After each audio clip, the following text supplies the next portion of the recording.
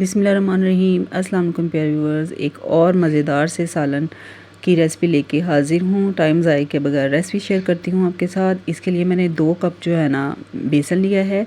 ठीक है, ये आपने अपनी क्वांटिटी के हिसाब से जो है ना सालन बनाना है, तो उसी हिसाब से आपने बेसन लेना। ठीक है, मैंने यहाँ पर 2 कप जो है ना बेसन लिया है। इसमें मैंने 1 टीस्पून लाल मिर्च पाउडर, हाफ़ टी स्पून ज़ीरा, हाफ़ टी स्पून ही इसमें मैंने अजवाइन डाली है और हाफ़ टी स्पून नमक। ठीक है, अजवाइन आपने लाजमी डालनी है।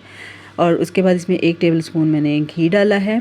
और उसके बाद इसको हाथों के साथ ना घी को अच्छी तरह से पूरे बेसन में मिक्स कर लेना है और थोड़ा थोड़ा पानी करके डालना है इसमें, और हमने इसकी डो बनानी है। ठीक है, ख्याल रहे पानी ज़्यादा नहीं डालना है। यहाँ पर थोड़ा सा पानी ज़्यादा डल गया था, ये सॉफ्ट हो गई थी डो, तो हमें थोड़ी हार्ड वाली डो चाहिए। ठीक है, उसके बाद इसको हमने अच्छी तरह से मिक्स कर लेना है।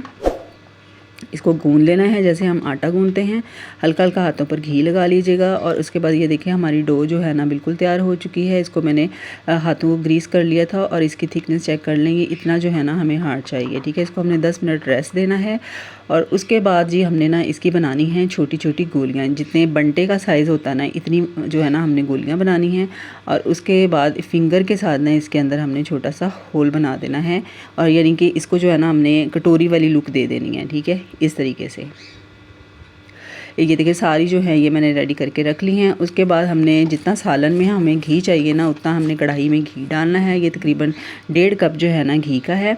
उसके बाद ये जो हमने बेसन की कटोरियाँ बनाई हैं ना, ये सारी इसके अंदर डाल के इनको लाइट सा गोल्डन कलर आने तक इनको फ्राई कर लेना है। ये देखिए ये बिल्कुल लाइट सा गोल्डन कलर आ चुका है। ठीक है, ये पक चुकी हैं, इनको हमने सबको निकाल लेना है। ठीक है, और उसके बाद उसी घी में जो है ना हमने मसाला रेडी करना है। मसाला जो है ये मैंने 2 प्याज लिए हैं दरमियानी साइज़ के, इनको हमने लाइट ब्राउन कलर आने तक जो है ना इनको फ्राई कर लेना है। और उसके बाद इसमें हमने डालना है लहसुन अदरक का पेस्ट 1 टेबलस्पून भर के, इसको भी हमने फ्राई कर लेना है। और इसके बाद इसमें टमाटर और हरी मिर्चें डालनी हैं। ये 2 टमाटर हैं और 6 से 7 हरी मिर्चें हैं। ठीक है, इनको हमने सॉफ्ट होने तक पका लेना है। उसके बाद इसमें थोड़ा सा पानी डालना है और इसमें स्पाइसेस डालने हैं, जिसमें 1 टेबलस्पून जो है ना लाल मिर्च पाउडर है, 1 टेबलस्पून पिसा हुआ धनिया है, और 1 टीस्पून जो है ना हल्दी, नमक और ज़ीरा है। इसको इसमें हमने पानी डाल के अच्छी तरह से भून लेना है। पानी जो है ना वो खुश्क हो जाए, उसके बाद इसमें हमने तकरीबन 4 टेबलस्पून भर के जो है ना दही के डालने हैं।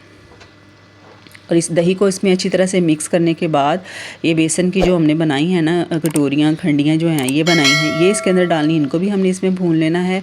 और उसके बाद हमने इसमें डालना है पानी। पानी जो है वो आपने अपने सालन के हिसाब से डालना है। अगर आपने शोरबा रखना है तो आप ज़्यादा पानी डाल लें, अगर मतलब मसाला टाइप ग्रेवी रखनी है तो कम पानी डालना है। ठीक है, यहाँ पर मैंने थोड़ा सा इसको शोरबा रखा था तो इसलिए पानी थोड़ा ज़्यादा डाला था। ठीक है, और ये देखिए तकरीबन 15 मिनट जो है ना इसको मैंने लो फ्लेम पे पकने के लिए छोड़ दिया था। और 15 मिनट के बाद सालन बिल्कुल रेडी हो चुका है। इसमें गरम मसाला डालना है, हरा धनिया डालना है, और मज़ेदार सा सालन बिल्कुल तैयार हो चुका है। आपको रेसिपी कैसी लगी है लाजमी मुझे फ़ीडबैक दीजिएगा, बताइएगा। और रेसिपी अच्छी लगे तो सबके साथ शेयर भी कीजिएगा। अपना बहुत सारा ख्याल रखिएगा। अल्लाह हाफिज़, फ़ी अमान अल्लाह।